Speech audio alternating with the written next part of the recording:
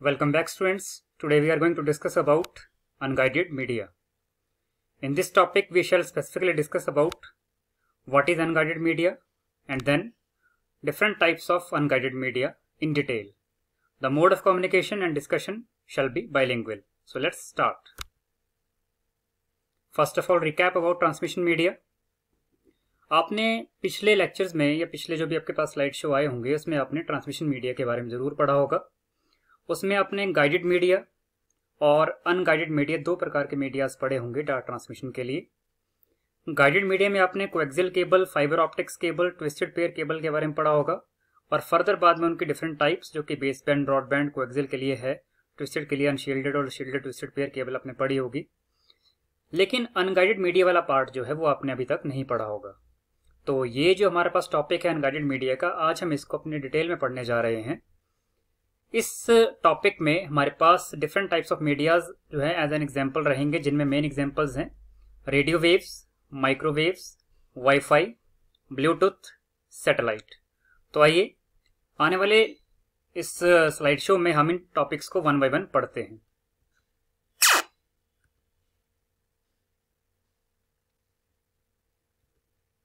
First of all, what is unguided media? Unguided media होता क्या है? Unguided media is also referred as unbounded और wireless media. यानी कि अनगाइडेड मीडिया का मतलब है कि ये बेसिकली इसको हम वायरलेस या फिर अनबाउंडेड मीडिया भी कह सकते हैं, क्योंकि अनगाइडेड मीडियम में किसी प्रकार की कोई बाउंडेशन नहीं होती है। बाउंडेशन मतलब किसी प्रकार की वायरिंग का यूज नहीं किया जाता है। एक पर्टिकुलर डायरेक्शन नहीं होती है कि आपने इस वायर के थ्रू ही डाटा को पास करना है या ट्रांसफर करना है। ये बेसिकली एक प्रकार का वायरलेस मीडिया ही होता है। It does not use any physical medium for data transmission, यानी कि किसी प्रकार के फिजिकल मीडियम का उपयोग डाटा ट्रांसमिशन के लिए नहीं करता है, जो कि मैंने आपको पहले भी बताया कि किसी प्रकार का फिजिकल मीडियम, चाहे वो वायर हो या फिर कोई और फिजिकल डिवाइस जिसके अंदर से डाटा को ट्रांसफर करवाकर आपने एक पर्टिकुलर डायरेक्शन में डाटा को आगे लेकर जाना है, रिसीवर के पास रिसीव करवाना है, ऐसा बिल्कुल भी नहीं है। वायरलेस मीडियम में यानी कि अनबाउंडेड मीडियम में किसी प्रकार की बाउंडेशन नहीं है कि आपने वायर के अंदर ही डाटा को ट्रांसफर करना है, और इसीलिए वायरलेसली आप डाटा को किसी भी डायरेक्शन में कहीं को भी ट्रांसफर कर सकते हैं बिना किसी वायर का यूज किए। इसीलिए इसका नाम वायरलेस मीडिया भी रखा गया है। दे ट्रांसमिट सिग्नल थ्रू एटमोसफेयर। मैंने पहले ही कहा कि इसको आप किसी भी डायरेक्शन में कहीं पर भी डाटा को ट्रांसफर कर सकते हैं बिना किसी वायर का यूज किए, बिना किसी वायर्ड स्ट्रक्चर का यूज किए। तो इसका सीधा सा मतलब है कि आप एटमॉस्फेयर का यूज करेंगे डाटा को ट्रांसमिट करने के लिए। तो यानी कि यहाँ पर जो मीडियम ऑफ ट्रांसमिशन है वो बेसिकली क्या है, वो एटमॉस्फेयर ही है।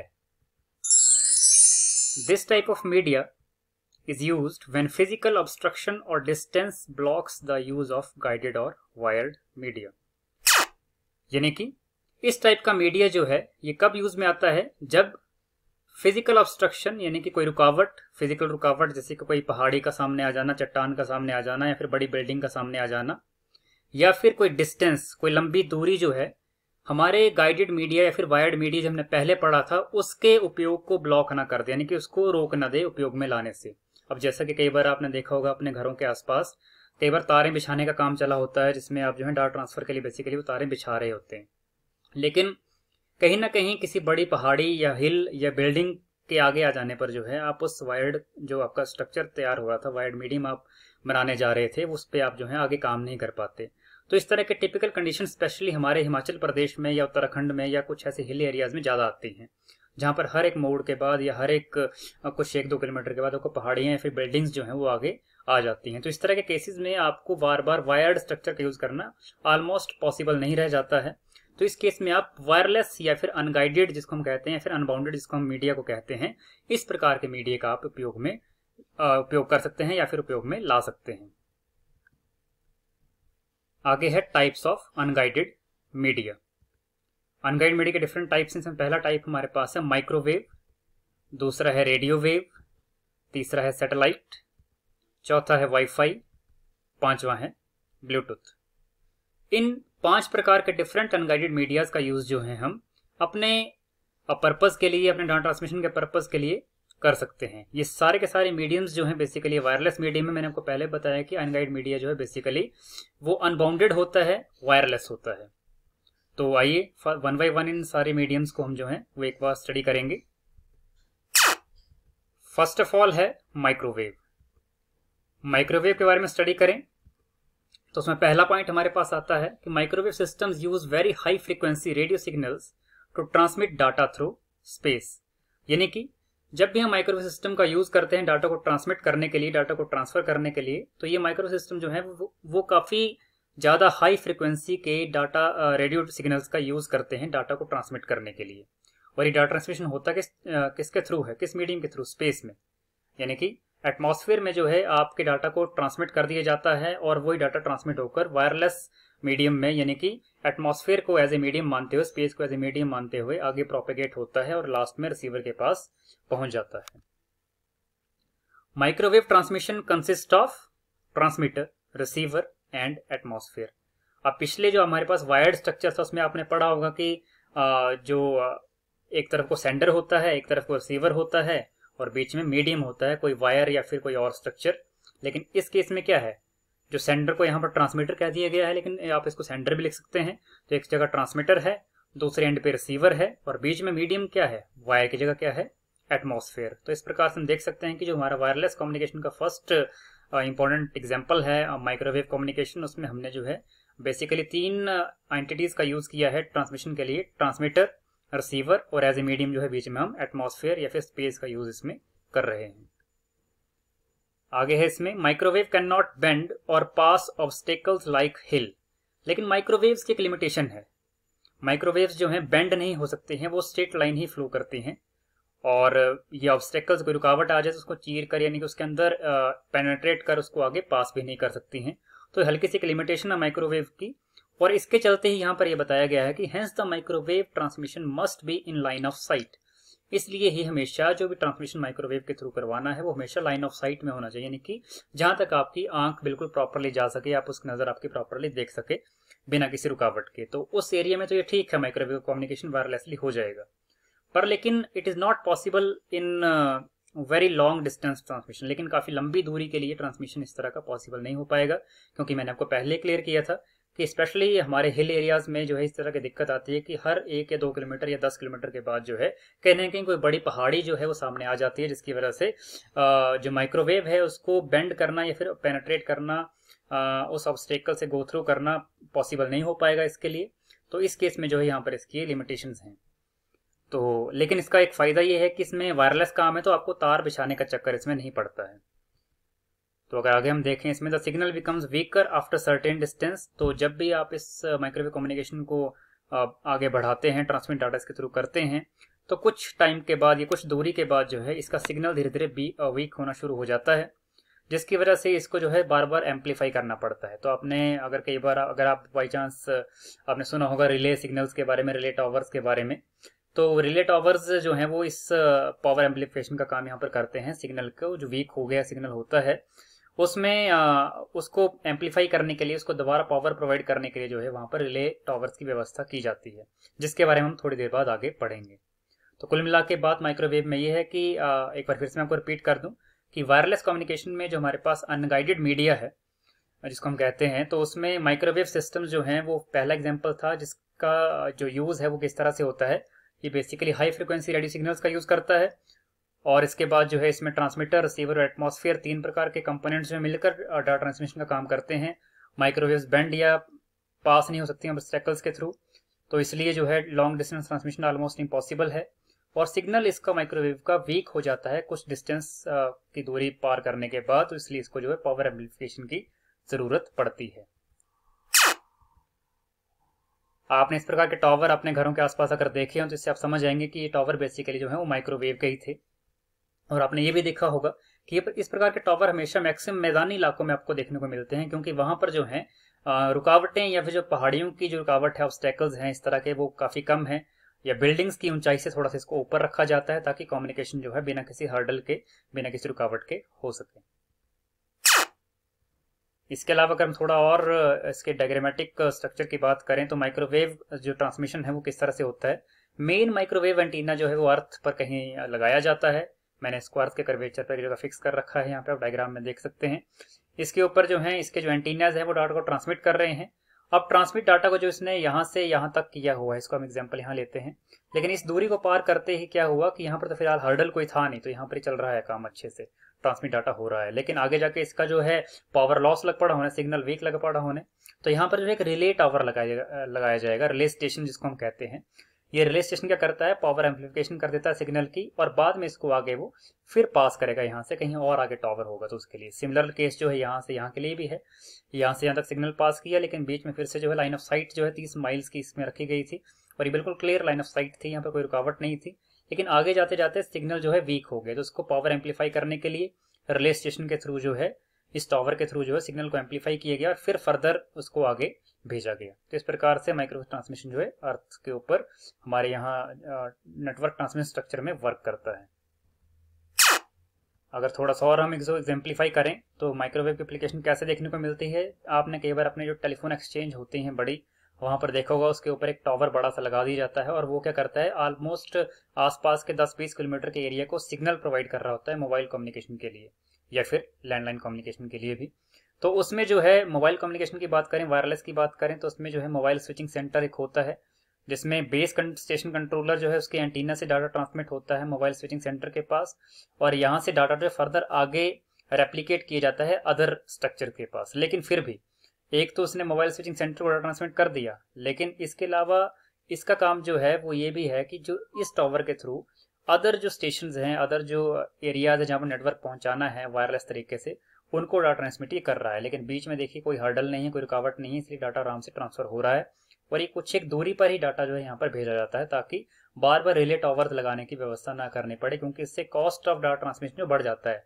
अब लागत तो लगेगी, अगर आप बार बार एंटीनाज या फिर अपने जो टावर्स हैं अलग अलग लगाते जाएंगे, तो उसमें उतना खर्चा ज़्यादा बैठेगा और उसके मुकाबले में उसकी इनकम है वो काफ़ी कम होगी।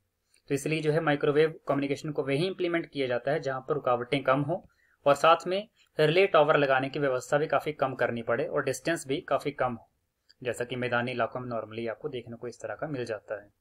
तो ये कुछ एक एग्जांपल्स हैं जिसके आप अपने कॉपीज़ में भी नोट कर सकते हैं, और अपने पास समझने के लिए आप इंटरनेट के थ्रू भी आगे इसको पढ़ सकते हैं कि माइक्रोवेव जो है कम्युनिकेशन वो किस तरह से काम करता है। आगे है इसके advantages. It offers an easy communication in difficult terrains, यानी कि एक दुर्गम क्षेत्रों में भी अगर वो थोड़ा सा रुकावटों के बिना क्षेत्र है, तो उसके केस में भी आपके पास जो है इजी कम्युनिकेशन जो है बिना किसी खास प्रॉब्लम के आपको जो है वो आराम से मिल जाता है। क्योंकि अगर 10-20 किलोमीटर का ही एरिया जो है वो अच्छे तरीके से कम्युनिकेट करवाना है, तो वहाँ पर बिना किसी रिले टावर के और बिना किसी हर्डल के जो है, अगर कोई बीच में पहाड़ी नहीं है, कोई और एरिया नहीं है, तो वहाँ पर इजी कम्युनिकेशन आराम से कम लागत के जो है आपको हो जाता है। इसके अलावा microwave has ability to communicate over oceans. आपने इसमें देखा होगा कि समंदर जो है बेसिकली वहाँ पर जो हमारे पास समंदर के जहाज होते हैं उसमें बेसिकली माइक्रोवेव का यूज़ लाया जाता है, क्योंकि माइक्रोवेव जो है मैंने आपको बताया कि वो लाइन ऑफ साइट में आराम से वर्क कर लेता है, तो समंदर में किसी प्रकार का हर्डल सामने नहीं आएगा, क्योंकि ना वहाँ पर पहाड़ी है ना कोई और ऑब्स्टेकल होगा सामने, बिल्कुल खुला ओशन जो आपको देखने को मिलता है, समंदर देखने को मिलता है। तो एक बोट से, एक आपके समुद्री जहाज से जो है दूसरे जो हमारे पास नेवल कोई शिप्स हैं, तो वहाँ पर जो है इसका कम्युनिकेशन आराम से आपस में हो जाता है। इसके अलावा it proves cheaper than digging trenches for cables. ये बहुत अच्छी बात है। डिगिंग ट्रेंचेस का मतलब है जब आप केबल्स को जमीन के अंदर डिग करते हैं और उसके बाद उसके लिए नालियाँ खोदते हैं, तो उसमें काफ़ी खर्चा जो है जो डिपार्टमेंट है कम्युनिकेशन का उसका हो जाता है। तो लेकिन उसकी बजाय ये जो माइक्रोवेव का कम्युनिकेशन है काफ़ी चीपर जो है प्रूव होता है। आगे है डिसएडवांटेज ऑफ माइक्रोवेव ट्रांसमिशन। अगर इसकी बात करें, it is an insecure communication, क्योंकि इसमें जो बेसिकली डाटा ट्रांसमिट करते हुए जो है आपका डाटा एनक्रिप्शन जो है वो प्रॉपरली मैनेज नहीं हो पाता है, क्योंकि इसमें एनक्रिप्शन के प्रोटोकॉल उस तरीके से फॉलो नहीं होते हैं, तो कई बार ये अनसिक्योर कम्युनिकेशन जो यहाँ पर बन जाता है। It gets affected by rain और थंडरस्टॉर्म, बारिश या फिर तूफान या फिर बिजली की गड़गड़ाहट के समय जो है इस तरह के जो तूफान बड़े सारे आते हैं, तो इसमें जो है इसका जो कम्युनिकेशन है वो कहीं ना कहीं अफेक्ट होता है। इसके अलावा bandwidth allocation is limited in microwave transmission. Bandwidth की जो एलोकेशन है वो लिमिटेड है माइक्रोवेव ट्रांसमिशन में, क्योंकि इसका सीधा सा मतलब ये है कि डाटा जो है कम अमाउंट में ट्रांसफर हो सकता है माइक्रोवेव ट्रांसमिशन का उपयोग करते हैं। तो इसीलिए जो है इसको कुछ एरियाज में ही लगाया जाता है इस तरह के ट्रांसमिशन को, जहाँ पर जो है लोगों की संख्या भी कम हो और वहाँ पर जो है मतलब कि कम्युनिकेशन भी अच्छा हो सके। नेक्स्ट हमारे पास है रेडियो वेव। इसके बारे में स्टडी करते हुए सबसे पहला पॉइंट है, transmission of data by making use of radio frequencies is termed as radio wave transmission. यानी कि जब भी हम डाटा को ट्रांसमिट करते हुए, वायरलेसली डाटा को ट्रांसमिट करते हुए जब भी हम रेडियो फ्रीक्वेंसीज का यूज करते हैं तो इस प्रकार के कम्युनिकेशन को कहते हैं radio wave transmission. Radio waves can travel long distance and can penetrate buildings easily. तो ये मेजर डिफरेंस है माइक्रोवेव और रेडियो वेव कम्युनिकेशन में, कि रेडियो वेव्स जो हैं काफ़ी लंबी दूरी तय कर सकती हैं कम्युनिकेट करने के लिए, डाटा को ट्रांसमिट करने के लिए, and can penetrate buildings easily, और ये बिल्डिंग्स के अंदर से क्रॉस कर कर भी जो है कम्युनिकेशन कर सकती हैं। इसलिए ऑलमोस्ट हमारे मोबाइल कम्युनिकेशन आजकल होता है या फिर लॉन्ग डिस्टेंस कम्युनिकेशन जो होता है उसमें रेडियो वेव्स का काफ़ी सारा यूज़ जो है किया जाता है। इसके अलावा radio waves are omni directional. अब ये ओमनी डायरेक्शनल एक नया टर्म आपके लिए है। ओमनी डायरेक्शन का मतलब होता है कि सिग्नल जो है वो प्रोपेगेट किए जाएं ऑल डायरेक्शन में, सारी डायरेक्शन में। यानी कि ऐसा नहीं है कि फ्रंट साइड को ही या बैक साइड को ही या लेफ्ट साइड को या राइट साइड को ही ओनली। ओमनी डायरेक्शनल का मतलब होता है कि चारों दिशाओं में जो है रेडियो वेव्स जो हैं ट्रांसफर की जा सकती हैं, पास की जा सकती हैं, प्रोपेगेट की जा सकती हैं। तो बेसिकली रेडियो वेव जब ओमनी डायरेक्शनल है तो इससे हमारे को काफ़ी ज़्यादा बेनिफिट हो जाता है कि एक एंटीना को लगाकर जो है हम सारी डायरेक्शंस में जो है एक पर्टिकुलर रेडियस, एक पर्टिकुलर डायमीटर में अपने सिग्नल को प्रोपेगेट करवा सकते हैं। An FM radio, television, cordless phones are examples of radio wave communication.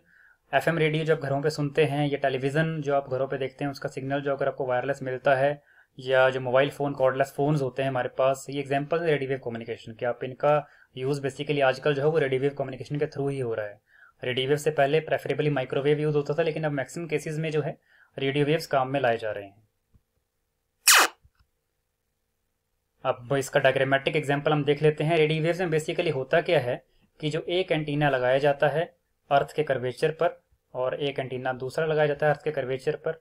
इसमें एंटीना जो है वो आपके जो वेव्स हैं उसको ट्रांसमिट जो है सरफेस के थ्रू भी कर सकता है, यानी कि सिंपल जो विद इन 5 से 10 किलोमीटर के दायरे में ही जो है जो हाइट है अर्थ के कर्वेचर से 5 किलोमीटर की, उस तक के एरिया में जो है बेसिकली वो सरफेस टू सरफेस भी जो है कम्युनिकेशन करवा सकता है।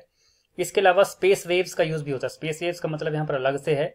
इसमें अगर आपको एटमॉस्फेयर के लेयर्स के बारे में पढ़ा हो तो वहाँ पर ट्रोपोस्फेयर भी होता है और आयनोस्फेयर भी होता है। तो रेडियो वेव्स बेसिकली आयनोस्फेयर और ट्रोपोस्फेयर का यूज़ भी कर लेती हैं, जिनको हम बेसिकली स्पेस वेव्स कहते हैं। अगर रेडियो वेव्स जो हैं वो आयनोस्फेयर और ट्रोपोस्फेयर का यूज़ करती हैं कम्युनिकेशन के लिए, तो इस तरह के कम्युनिकेशन को बेसिकली हम स्पेस वेव्स के थ्रू इसका यूज़ जो कह सकते हैं। क्योंकि इसमें होता क्या है कि आयनोस्फेयर बेसिकली इसमें हमारे पास जो एटमॉस्फेयर के अंदर जो पार्टिकल्स हैं बेसिकली वो आयन्स की फॉर्म एग्जिस्ट करते हैं आयनोस्फेयर में, जिसकी वजह से क्या उसमें पॉजिटिव और नेगेटिव चार्ज डेवलप हो जाता है। और ये पॉजिटिव नेगेटिव चार्ज जो आयन्स की फॉर्म में एटमॉस्फेयर में है, आयनोस्फेयर में है, ये हमारे को हेल्प कर देता है, रेडियो वेव्स को हेल्प कर देता है कम्युनिकेशन करवाने के लिए। देखिए जैसे कि सिग्नल यहाँ से यहाँ तक गया तो यहाँ पर आयनोस्फेयर में जो है इसने एज ए मीडियम एक्ट कर लिया डाटा को ट्रांसमिट करने के लिए, और इसके बाद सिग्नल जो है घूमते हुए जो है ये प्रोपेगेट होते हुए दूसरे एंटीना तक पहुँच गया, रिसीविंग एंड तक।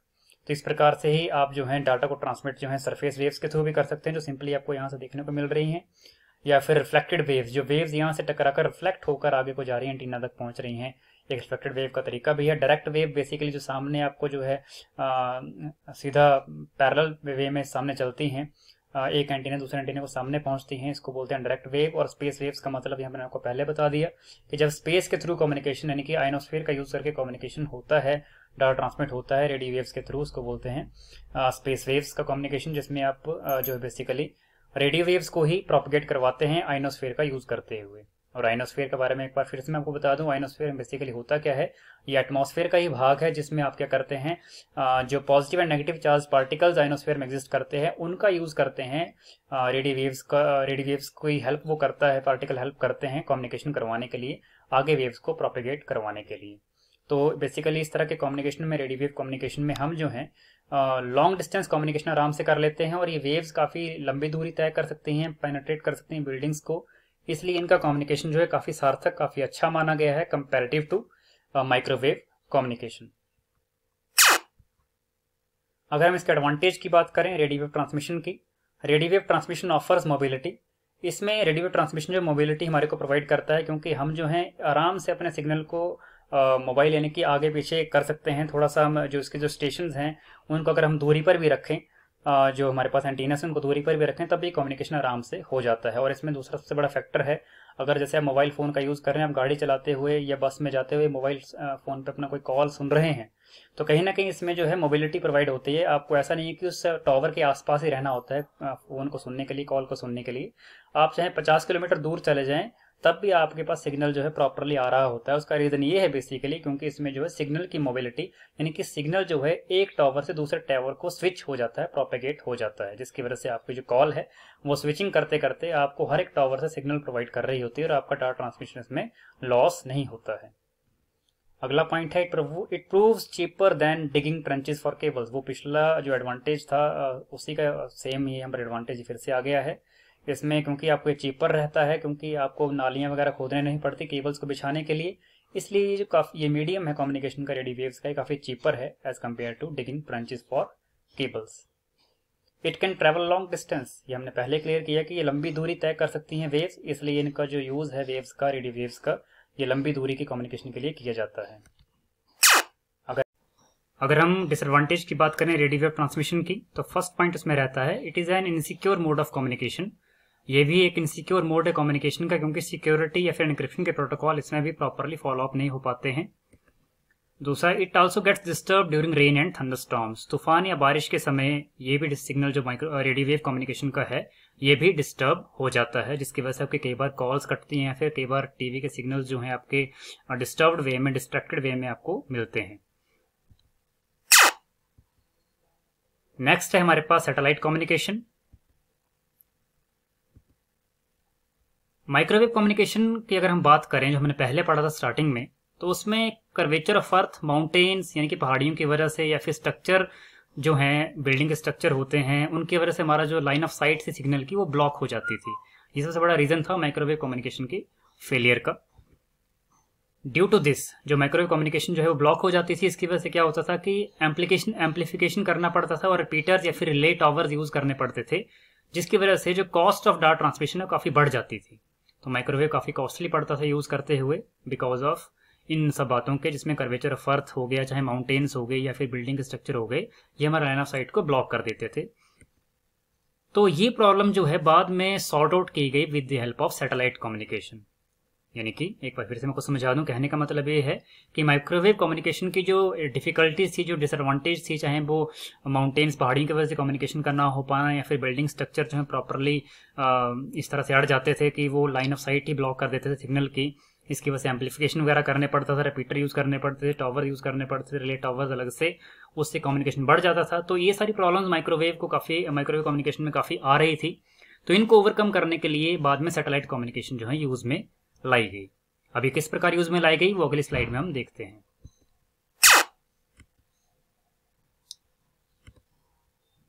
Satellite communication consist of satellite dish that works as an antenna to transmit and receive data from satellite passing overhead. Satellite communication में होता क्या है कि सैटेलाइट डिश जो है वो यूज में लाई जाती है। अब डिश यानी कि डिश एंटीना, बेसिकली जो एक एंटीना की तरह काम करती है सैटेलाइट डिश, और ये बेसिकली क्या करती है, डाटा को ट्रांसमिट करती है और रिसीव करती है। लेकिन डाटा को रिसीव कहाँ से करेगी और डाटा ट्रांसमिट किसको करेगी? सैटेलाइट को। सैटेलाइट कहाँ पे होगी? जो कि पासिंग ओवरहेड। पासिंग ओवरहेड का मतलब है जो कि अर्थ से ऊपर लगभग 36,000 किलोमीटर, अर्थ के सरफेस से लगभग 36,000 किलोमीटर ऊपर जो है सैटेलाइट जो हमारे अंतरिक्ष में घूमती हैं, बेसिकली हम वहां की बात कर रहे हैं। सिग्नल यहाँ के डिश एंटीना से जो है वो सैटेलाइट तक जाएगा, यानी कि सेंड किया जाएगा, और बाद में सैटेलाइट जो है डाटा को वापस फर्दर जो है पास करेगी आपके पास, और आपका डिश एंटीना जो है उसको रिसीव करेगा। इसके बारे में थोड़ा आगे पढ़ेंगे कि एक्चुअली में किस प्रकार से डाटा ट्रांसमिशन और रिसीविंग सैटेलाइट कम्युनिकेशन में होता है। Satellites were placed in stationery orbit about 36,000 kilometre above earth surface. मैंने आपको पहले बताया कि बेसिकली जो सैटेलाइट्स हैं वो जो हैं वो हमारे पास अर्थ के सरफेस से लगभग 36,000 किलोमीटर ऊपर जो है प्लेस की जाती हैं स्टेशनरी ऑर्बिट में। और स्टेशनरी ऑर्बिट का मतलब है कि आपका जो जिस तरीके से अर्थ जितने टाइम में एक चक्कर अपनी धुरी पर लगाती है, घूमती है, उतने उसी के पैरेलल, उसी के कंसिस्टेंट जो है सैटेलाइट को फिक्स किया जाता है, ताकि प्रॉपर ट्रांसमिशन जो है डाटा का हो सके। और ये जो आपको डिस्टेंस फॉलो अप करना होता है इस कम्युनिकेशन के लिए वो लगभग 36,000 किलोमीटर होता है अर्थ के सरफेस से। तो बेसिकली सैटेलाइट कम्युनिकेशन में होता क्या है, एक बार फिर आपको बता दूं कि जो डिश है यानी कि जो एंटीना है हमारे पास, जो घरों के ऊपर एंटीना या फिर ऑफिस के ऊपर एंटीना का लगाया जाता है, जो कि डाटा को ट्रांसमिट करता है सैटेलाइट तक, और बाद में वो सैटेलाइट जो फर्दर डाटा को पास करती है किसी और एंटीना को, ताकि आपका डाटा जो है प्रॉपरली पास हो सके। ये किस प्रकार कम्युनिकेशन होता है इसको हम अगली स्लाइड में देखते हैं। जैसे कि आपको एग्जांपल मैं यहाँ पर बताऊं डायग्रामेटिक फॉर्म में, इसमें देखिए ये ट्रांसमिटिंग एंटीना एक तरफ है, रिसीविंग एंटीना एक तरफ है। तो इस प्रकार का डिश एंटीना जो है आपने कई बार अपने घरों पे भी देखा होगा, इस प्रकार का एंटीना डिश का लगाया जाता है, लेकिन वो तो चलो फिर भी टेलीविजन कम्युनिकेशन के लिए है। लेकिन बड़े बड़े ऑफिस में जैसे बैंक्स हो गए, आरबीआई हो गया, या फिर कोई और बैंक्स हैं, कोई डिफेंस सिस्टम्स हैं, कोई और बड़े ऑफिस हैं जहां पर जो है आपको डायरेक्ट बड़े लेवल पर कम्युनिकेशन करना होता है, ताकि कोई भी एक तरह से रुकावट ना रहे कम्युनिकेशन की, कोई भी डिस्टर्बेंस ना आए, तो उसके लिए आप directly satellite communication follow up करते हैं। तो इसमें क्या है, बेसिकली ट्रांसमिटिंग एंटीना जो है वो अपना सिग्नल पास करता है सैटेलाइट को, जो कि अंतरिक्ष में 36,000 किलोमीटर हमारे अर्थ के सरफेस से ऊपर जो है वो चक्कर लगा रही होती है। तो डाटा ट्रांसमिट किया जाता है ट्रांसमिटिंग एंटीना से, यानी कि डिश एंटीना से सैटेलाइट तक, और सैटेलाइट बाद में सिग्नल को जो है फर्दर प्रोपेगेट कर देती है, पास कर देती है यहाँ से जो है किसी और सैटेलाइट डिश एंटीना के पास। लेकिन होता क्या है कि इसमें ट्रांसमिटेड सिग्नल जो है बेसिकली, अगर मैं उसको यहाँ बात करूँ तो ट्रांसमिट यहाँ हुआ, रिसीविंग यहाँ पर है, और रिसीव्ड सिग्नल जो है बेसिकली बाद में जो है यहाँ से यहाँ को भी जा सकता है, और कम्युनिकेशन उल्टा भी हो सकता है कि यहाँ से डाटा ट्रांसमिट किया गया और यहाँ पर रिसीव हुआ और बाद में यहाँ से यहाँ को जो है पास किया गया। तो ये कम्युनिकेशन जो है बेसिकली एक एंटीना से दूसरे एंटीना तक जो है पहुंचाया जाता है। बाद में इन एंटीना से, जो कि हमारे अर्थ पर ही लगे हुए होते हैं, इनको जो है फर्दर जोड़ा गया होता है किसी और ऑफिस के साथ, जहां पर ये सिग्नल को रिसीव करते हैं या फिर सेंड करते हैं। तो इस प्रकार से हम देख सकते हैं कि डाटा ट्रांसमिशन जो है सैटेलाइट कम्युनिकेशन में इस तरीके से किया जाता है। अब इस सैटेलाइट कम्युनिकेशन के एडवांटेजेस काफी सारी हैं, जिसमें फर्स्ट एडवांटेज हमारे पास है the area coverage through satellite communication is very large. काफी सारा एरिया कवर हो जाता है सैटेलाइट कम्युनिकेशन के थ्रू। अगर आप देखें तो सैटेलाइट जब ऊपर अंतरिक्ष में है तो वो कितने सारे रिसीविंग एंड्स को जो है all over the world, all over the earth curvature जो है डाटा ट्रांसमिट कर सकता है। तो ये काफी बड़ा एरिया कवर कर लेता है डाटा ट्रांसमिट करते हुए। दूसरा पॉइंट है the heavy usages of intercontinental traffic makes the satellite communication commercially attractive.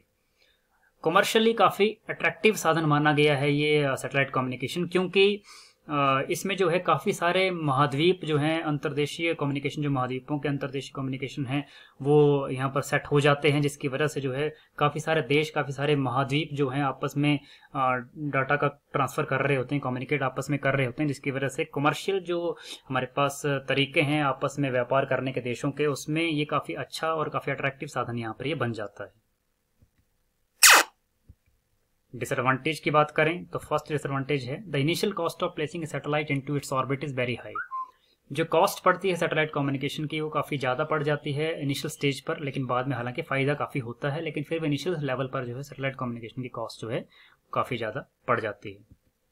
दूसरा है over crowding of available bandwidth due to low antenna gains, क्योंकि इसमें बैंडविड्थ तो हालांकि होती ही है पर लेकिन ओवर क्राउडिंग हो जाती है, क्योंकि बैंडविड्थ में अगर मान लिया कि बैंडविड्थ की कैपेसिटी 100 सिग्नल्स को पास करने की है, लेकिन वहां पर जो है 10,000 सिग्नल पास करवाने लग जाएं, तो उसमें जो है कहीं ना कहीं ओवर क्राउडिंग की वजह से जो है ये स्थिति पैदा हो जाती है कि आपका जो सिग्नल प्रॉपरली पहुंच नहीं पाता, कई बार रिसीव नहीं हो पाता। इसमें रीजन दिया गया due to low antenna gain, क्योंकि काफी दूर का कम्युनिकेशन हो रहा है, लगभग 36,000 किलोमीटर ऊपर जाकर आपने जो है कम्युनिकेशन सिग्नल पास करना है और फिर वापस उसको रिले बैक करना है। तो उसके लिए आपको जो है एक तरह से काफी स्ट्रॉन्ग सिग्नल चाहिए होता है, और कई बार लो एंटीना गेन्स के चलते एंटीना सिग्नल जो है कई बार वीक होते हैं, कई बार एंटीना के कंपोनेंट्स लो क्वालिटी के होते हैं, जिसकी वजह से सिग्नल प्रॉपरली रिसीव नहीं हो पाता, जिस कारण जो है सिग्नल जो है वो in between the medium, in between the channel ही फंसा रह जाता है और उसमें ओवर क्राउडिंग वहां पर क्रिएट हो जाती है। तो इस वजह से जो है कई बार हमारे को ओवर क्राउडिंग ऑफ सिग्नल का सामना भी करना पड़ता है। नेक्स्ट अगर हम बात करें तो अगला हमारे पास कंपोनेंट है, एग्जांपल है, वो है wifi. What is wifi? Wifi stands for wireless Fidelity. It is a wireless technology which enables wireless connection between 2 or more devices wirelessly for data sharing purpose. Wifi का मतलब होता है वायरलेस फिडेलिटी। ये एक प्रकार की वायरलेस टेक्नोलॉजी है जो कि अनेबल करती है वायरलेस कनेक्शन को दो या दो से ज़्यादा कंपोनेंट्स या फिर डिवाइसेस के बीच में वायरलेस तरीके से। और एक कम्युनिकेशन किस तरह क्यों करवाया जाएगा? डाटा के शेयरिंग करने के लिए। Wireless network of this type mainly uses radio waves. इस प्रकार का जो वायरलेस नेटवर्क है, जो कि वाईफाई जिसको हम बोल देते हैं, आपने कई बार अपने लैपटॉप से मोबाइल फोन में सुना होगा कि वाईफाई यूज करना है, तो बेसिकली वो क्या है, वो वायरलेस फिडेलिटीज को कहते हैं। और इसका यूज जो बेसिकली वो डाटा ट्रांसमिट करने के लिए, डाटा शेयर करने के लिए किया जाता है। और इसमें मेनली जो है वो रेडियो वेव्स ही यूज में लाई जाती है। हाउ इट वर्क्स, तो इसकी अगर मैं बात करूं, in WiFi communication one device acts as sender and other device acts as receiver. एक डिवाइस जो है वो सेंडर एक्ट करती है, दूसरी डिवाइस जो है वो रिसीवर एक्ट करती है। First in sender part the data is translated into radio waves, it is called as encoding. तो सेंडर पार्ट में क्या होता है कि जो डाटा जिसको हम भेजना चाहते हैं, चाहे वो कोई फाइल है, आपने कोई एक पेज का कुछ लिखा है उसको आप भेजना चाहते हैं, फिर कई बार आप वॉइस मैसेज भेजना चाहते हैं, तो डाटा जो है आपका बोला हुआ या फिर लिखा हुआ पहले वो किसमें कन्वर्ट होता है? रेडियो वेव्स की फॉर्म में। और इस कन्वर्जन को कहते हैं एनकोडिंग, यानी कि जब आपका डाटा ट्रांसलेट किया जाता है रेडियो वेव्स की फॉर्म में, इसको कहते हैं एनकोडिंग। इसके बाद data in the form of radio waves is transmitted using antenna. जो वाईफाई का अडेप्टर होता है आपके सिस्टम के अंदर लगा हुआ, या वाईफाई का जो एंटीना आपके मोबाइल फोन या लैपटॉप के अंदर लगा हुआ होता है, वो डाटा को ट्रांसमिट करता है in the form of radio waves. उसके बाद रिसीवर एंड पे जो है, रिसीवर इस सिग्नल को रिसीव करता है रेडियो वेव के, और बाद में इसको ट्रांसलेट बैक करता है ओरिजिनल फॉर्म में। क्योंकि आप रेडियो वेव थोड़ी समझ पाएंगे, लेकिन इसको क्या करना पड़ेगा, सिस्टम को रेडियो वेव को फिर वापस कन्वर्ट करना पड़ेगा उसके ओरिजिनल फॉर्म में, ताकि उसको हम समझ सकें। इस प्रोसेस को कहते हैं डिकोडिंग, यानी कि जो सिग्नल रेडियो वेव की फॉर्म में पहुंचा है उसको वापस उसके ओरिजिनल फॉर्म में लेकर आना, रीडेबल या यूजेबल फॉर्म में लेकर आना, जिसको हम कहते हैं डिकोडिंग। इसको अगर हम डायग्रामेटिकली देखें तो सेंडर जो है वो रेडियो वेव्स के माध्यम से डाटा को सेंड कर सकता है, रिसीवर इसको रिसीव कर सकता है, या फिर वाइस वर्सा भी कंडीशन चलती है। जब रिसीवर बाद में सेंडर बन जाता है तो यहाँ से सिग्नल यहाँ को जाएगा या फिर यहाँ से सिग्नल यहाँ को जाएगा, और ये सारा काम होगा रेडियो वेव्स के थ्रू वायरलेसली। सेंडर के पॉइंट पे जो है एनकोडिंग होती है डाटा के पहले, और रिसीवर के पॉइंट पर सिग्नल के पहुंचने के बाद उसकी डाटा की डिकोडिंग की जाती है, जो कि मैंने आपको पहले स्टेटमेंट्स में बता दिया।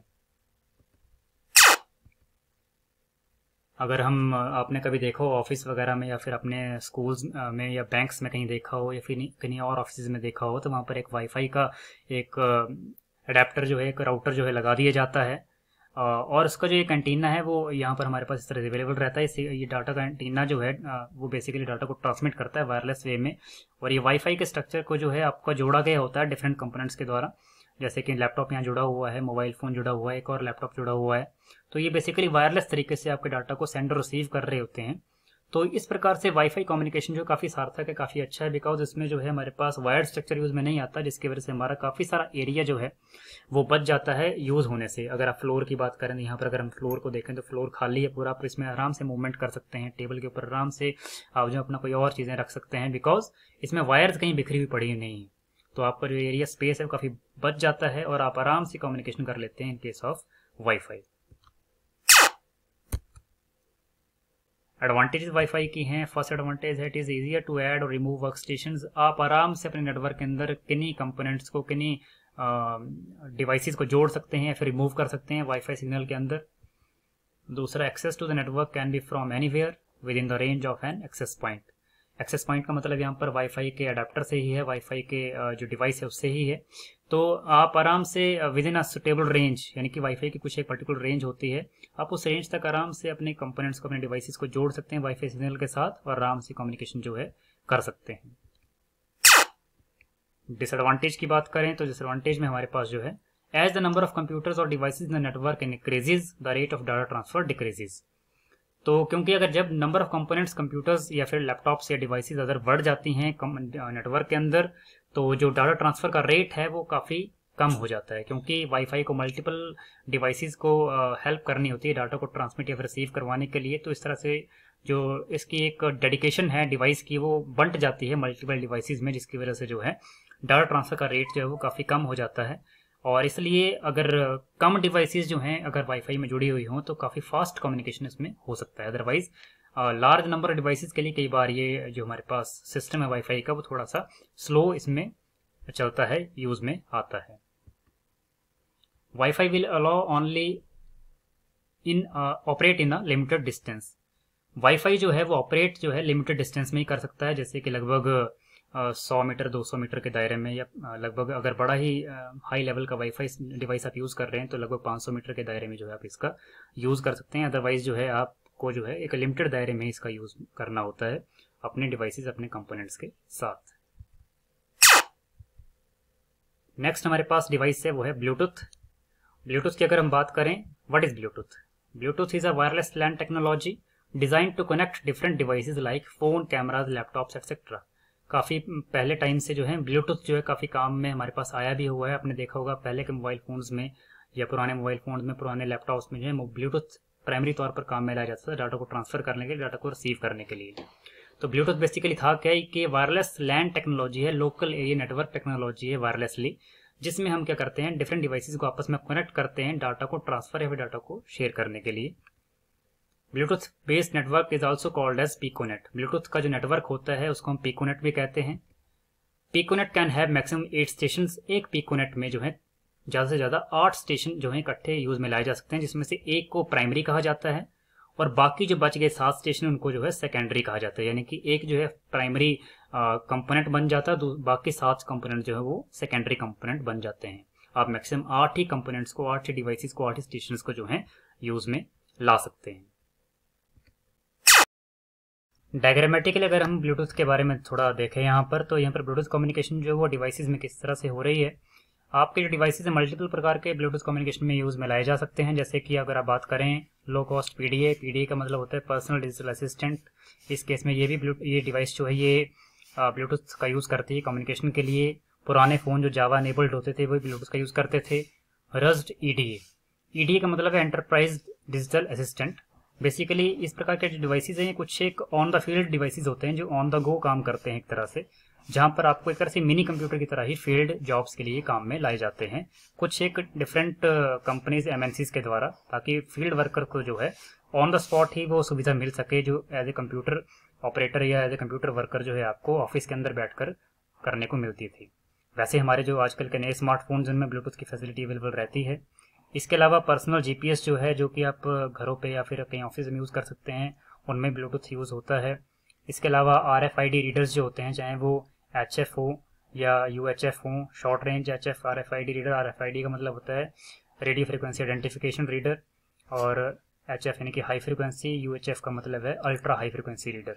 ये आरएफआईडी रीडर्स जो है बेसिकली आपने कई बार देखा होगा गाड़ियों की स्पीड को मेयर करने के लिए इस तरह के डिवाइसेस जो हैं वो यूज़ में लाए जाते हैं, या फिर कई बार आपके सेंसर्स होते हैं जो कि गाड़ियों के आरएफआईडी टैग्स को जो है रीड करते हैं या यूज़ करते हैं ताकि डाटा को ट्रांसफ़र किए जा सके उनके अपने सिस्टम्स के अंदर। तो कहीं ना कहीं अलग अलग प्रकार के डिवाइसेज हैं जो कि ब्लूटूथ कम्युनिकेशन करते हैं और हेल्पफुल रहते हैं कहीं ना कहीं ये। इसके अलावा अगर हम आगे देखें तो इसमें एडवांटेज ब्लूटूथ की हैं वो फर्स्ट पॉइंट है, it is widely use in most of the devices. काफ़ी सारे डिवाइसेस में जो है ये ब्लूटूथ कम्युनिकेशन जो है यूज़ में लाया जाता है। It consumes very less power. Bluetooth communication करते हुए काफ़ी कम अमाउंट में जो हमारा पावर कंजप्शन है वो होता है। It is easily upgradable. Bluetooth के डिफरेंट वर्जन्स जो हैं वो अपने हमारे पास टेक्नोलॉजी में लॉन्च होते रहते हैं ईजिली, क्योंकि ये ईजिली अपग्रेडेबल है। आप ब्लूटूथ के वर्जन को ईजिली अपग्रेड कर सकते हैं, उसमें कोई नई फैसिलिटी एनहांस कर सकते हैं। जबकि अदर जो कम्युनिकेशंस हैं, तरीके हैं, उसमें आपको जो है कहीं ना कहीं एक टाइम, एक इरा लग जाता है, ईयर्स लग जाते हैं उसको टेक्नोलॉजी को अपग्रेड करने के लिए। अगर हम डिसएडवांटेज की बात करें, it has low bandwidth as compare to WiFi, so it has low data transfer rate. क्योंकि ब्लूटूथ कम्युनिकेशन में हमारे को लो बैंडविड्थ मिलती है वाईफाई के मुकाबले, और बैंडविड्थ की वजह कम होने की वजह से ही हमारे को लो डाटा ट्रांसफर रेट जो है ब्लूटूथ में देखने को मिलता है। यहाँ पर मैं आपको थोड़ा बैंडविड्थ का क्लियर करना चाहूँगा। बैंडविड्थ होता क्या है? बैंडविड्थ का मतलब बेसिकली है कि कितने नंबर ऑफ सिग्नल जो हैं एक पर्टिकुलर स्ट्रीम में एक बार में इकट्ठे जो हैं प्रोपेगेट करवाए जा सकते हैं। तो अगर मैं लो बैंडविड्थ कह रहा हूँ तो लो बैंडविड्थ का मतलब है कि कम अमाउंट में सिग्नल जो हैं वो प्रोपेगेट करवाए जा सकते हैं, यानी कि कम नंबर ऑफ सिग्नल जो है वो प्रोपेगेट करवाए जा सकते हैं। और या फिर अगर मैं हाई बैंडविड्थ की बात करूँ तो उसका मतलब है कि काफ़ी सारे मल्टीपल सिग्नल जो हैं मल्टीप्लेक्स करके जो हैं प्रोपेगेट करवाए जा सकते हैं। तो अगर लो बैंडविड्थ हमारे पास ब्लूटूथ की यहाँ पर है तो इसका मतलब है कि लो डाटा ट्रांसफर रेट होगा, बिकॉज कम अमाउंट में सिग्नल जो है वो प्रोपेगेट करवाए जा रहे हैं। Range of Bluetooth network is also short. Bluetooth network की रेंज भी शॉर्ट होती है। आपने देखा अगर आप ब्लूटूथ से कहीं हेडफोन्स में के थ्रू गाने सुन रहे हैं वायरलेस तरीके से, तो अगर आप थोड़ा सा भी 5-10 मीटर के दायरे से आगे निकल जाएं तो आपका कम्युनिकेशन कट ऑफ होने लग पड़ता है। वैसे कई बार आप डाटा ट्रांसफर कर रहे होते हैं और आपको डिवाइसेस को लगभग आमने सामने रखना पड़ता है कई बार ब्लूटूथ कम्युनिकेशन करते हुए, या फिर लगभग कुछ दूरी पर, लगभग 5 मीटर 6-7 मीटर की दूरी पर ही डिवाइसेस को रखना पड़ता है, क्योंकि जितनी दूरी बढ़ती जाएगी उतना ही ब्लूटूथ का नेटवर्क कमज़ोर होता जाएगा, और जिसकी वजह से क्या होगा, आपका नेटवर्क का कनेक्शन जो है और डाटा ट्रांसफर का रेट जो है वो काफ़ी लो जो है वहाँ पर आपको देखने को मिल सकता है। It has some security issues. Bluetooth में सिक्योरिटी इश्यूज़ भी रहते हैं, जैसा कि आपके डाटा की चोरी भी इसमें हो सकती है, क्योंकि इसमें सिक्योरिटी प्रोटोकॉल्स उस तरीके से जो हैं या इनक्रिप्शन जो हैं वो प्रॉपर तरीके से मैनेज नहीं की जाती हैं, जिसकी वजह से आपको सिक्योरिटी ऑफ डाटा जो है वो कहीं ना कहीं आपको उसमें ब्रीच देखने को मिल जाता है। तो ये थे हमारे पास आज के टॉपिक्स, जिसमें हमने बेसिकली आज स्टडी किया कि अनगाइडेड मीडिया होता क्या है, और उसके बाद different type of unguided media के बारे में पढ़ा, जिसमें microwaves, radio waves, satellite communication, या फिर हमने उसका ब्लूटूथ या फिर वाईफाई के बारे में पढ़ा। तो ये डिफरेंट प्रकार के अनगाइडेड मीडियाज़ को पढ़ने के बाद कहीं ना कहीं आप उसकी प्रैक्टिकल एप्लीकेशन जो है वो अपनी डेली लाइफ में ऑब्जर्व ज़रूर करते भी होंगे और आगे भी करेंगे। और यही आपको असाइनमेंट में भी रहेगा साथ में कि अगर आपने जब भी कभी अपने आसपास जो अपने कुछ डिवाइस ऐसे देखें कि वाईफाई कम्युनिकेशन में कर रहा हूँ, तो आप उसको टेक्नोलॉजी को समझें और अच्छे तरीके से उसको यूज़ करने के बारे में सोचें। तो इन सब बातों के अलावा अगर आपको फिर भी इन टॉपिक्स में कोई क्वेरीज रहती हैं तो फर्दर आप मुझे जो है इस मेल आईडी पर जो है कॉन्टैक्ट कर सकते हैं, अपने क्वेश्चंस पूछ सकते हैं, या फिर आप जो है इस वीडियो जो यूट्यूब लिंक पर अपलोड होगा इस पर जो है आप फर्दर कमेंट्स भी कर सकते हैं। तो इन्हीं शब्दों के साथ थैंक यू वेरी मच।